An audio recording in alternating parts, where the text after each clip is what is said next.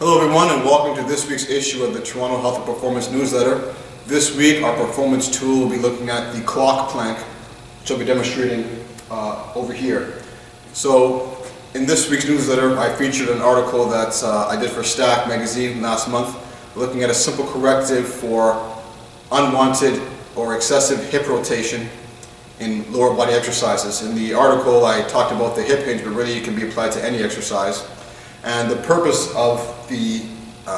exercise that I demonstrated in the article, and also this one, is to teach athletes or trainees or clients how to avoid excessive rotation or unwanted rotation in the hips in movements where we want the hips to stay square. So in this exercise, which is called the clock plank, what we're going to do is we get into a plank position and take one limb off the floor, which would be the arm, and sort of reach for the pylons behind me in a clockwise or counterclockwise fashion,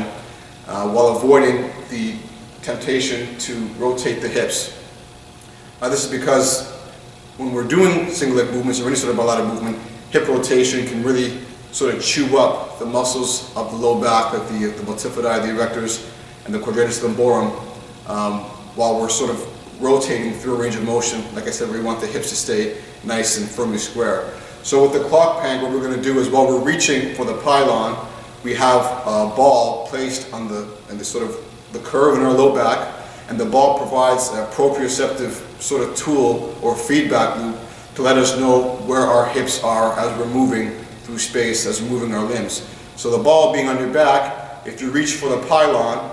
and the ball rolls to the left, you know that your hips are rotating toward the right, and you've got to correct them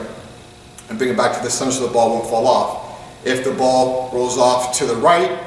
you know that your hips are rotating to the left, and again you can correct them and keep them square in a position where the ball stays in the back and you know that it's no longer rolling off. So in other words, your hips are square. So it provides a sort of a feedback loop to know where the hips are in space, to sort of give us some more education about what we're doing as we're moving.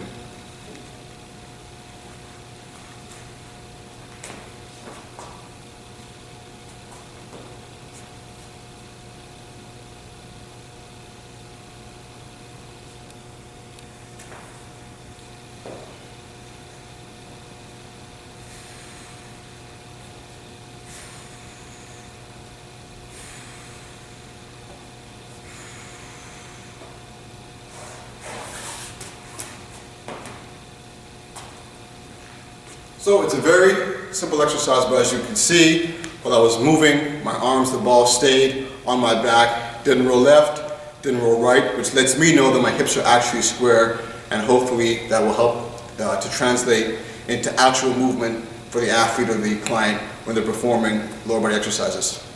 And as another tip, if you find this exercise to be tough, because it's tougher than it looks, to make it easier, you can widen the distance between the feet to give yourself a wider base of support, or if it's too easy, you can narrow them to give you less base of support and make it tougher. Alright, thanks for tuning in. See you guys next time.